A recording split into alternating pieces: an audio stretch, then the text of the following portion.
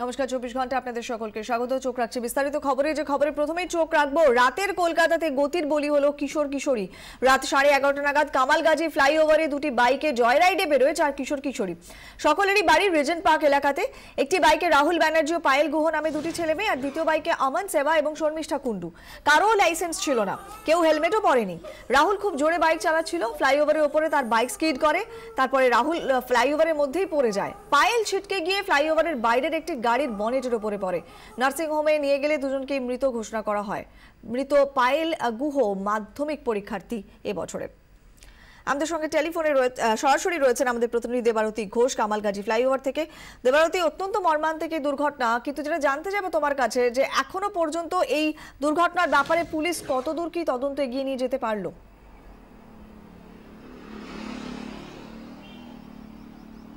দেখো, এখানে তদন্তের সেই অর্থে কিছু নেই। তার কারণ হচ্ছে খুব পরিষ্কার যে কিভাবে অ্যাক্সিডেন্টটা ঘটেছে।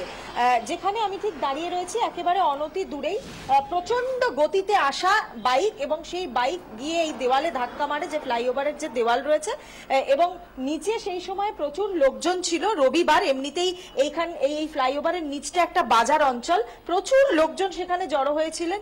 এবং এখানে ধাক্কা মারার পরই নিচ দিয়ে একটি ওলা ক্যাব যাচ্ছিল, সেই ওলা ক্যাবের বনেটের ওপরে পিছনে যে মেয়েটি বসেছিল সেই মেয়েটি ছিটকে গিয়ে একেবারে নিচে ওলা ক্যাবের বনেটের ওপরে পড়ে, এবং ছেলেটি এখানেই পড়ে। যখন নিচ থেকে লোকজনেরা ওপরে দৌড়ে আসেন, ওপরে দৌড়ে এসে দেখেন যে এখানে ছেলেটি পড়ে রয়েছে, এবং দুজনকেই যখন স্থানীয় একটি নার্সিংহোমে নিয়ে যাওয়া হয়, দুজনকেই মৃত বলে ঘোষণা করা হয়। অর্থাৎ দ্রুত গতিতে বাইক চালানোর বলি হয়েছে এবং তাতেই মৃত্যু হয়েছে এই দুজনের। এটা কিন্তু একেবারে পুলিশ এই সিদ্ধান্তে পৌঁছে গেছে।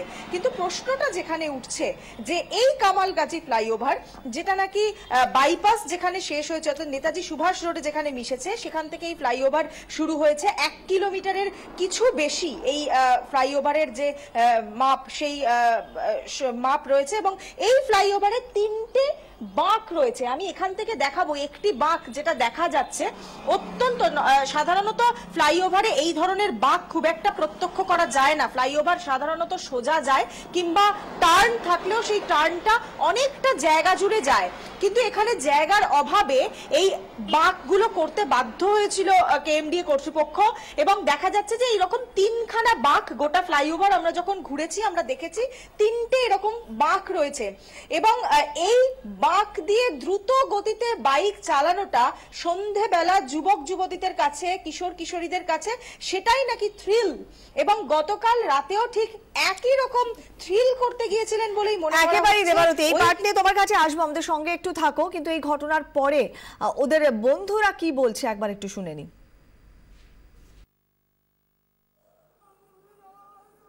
আমরা 4 জনই ঘুরতে বেরিয়েছিলাম। ঘুরতে বেরিয়ে আমরা ব্রিজটার ওপারে গিয়ে একটু চা খেয়ে এসছি।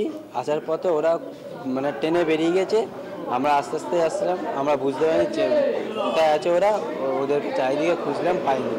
ও প্রচুর জোরে বাইক চালাচ্ছিল, 115 চলে এরকম, আর ও ভালো বাইক চালাতে পারে না, ও আস্তেই চালাচ্ছিল। এবার হঠাৎ দেখছি ওরা ফোন করে যাচ্ছে, ফোন নয় বিজি নয় সুইচ অফ।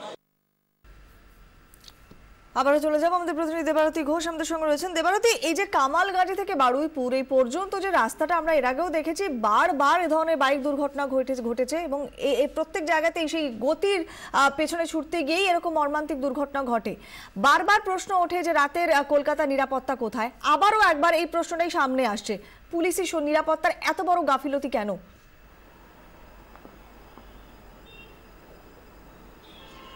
দেখো, এমনিতে কলকাতা পুলিশের পক্ষ থেকে যেরকমটা পার্ক স্ট্রিট ফ্লাইওভার, মা ফ্লাইওভার অর্থাৎ এদেশি বোস রোড ফ্লাইওভার বারবার দুর্ঘটনা ঘটার পর রাত্রিবেলা বাইক নিয়ে সেই সমস্ত ফ্লাইওভারে ওঠাটা নিষিদ্ধ করা হয়েছে। কামালগাজী ফ্লাইওভার, যেটা নাকি কামালগাজীর যে একেবারে যানজট, সেই যানজট এড়ানোর জন্য এই ফ্লাইওভারটা করা হয়েছিল। কিন্তু এই ফ্লাইওভারটা যেহেতু একটু শহরতলির দিকে পড়ে যাচ্ছে, সেখানে সত্যি নিয়ম নীতির বালাই নেই বলা চলে। সকাল থেকে যখন আমরা এই ফ্লাইওভারে রয়েছি রয়েছি এবং দীর্ঘক্ষণ রয়েছি, প্রচুর বাইক যাচ্ছে দিনের বেলায় যারা হেলমেট বিহীন অবস্থায়, এবং সেই বাইকগুলোও কিন্তু অত্যন্ত দ্রুত গতিতে যাচ্ছে।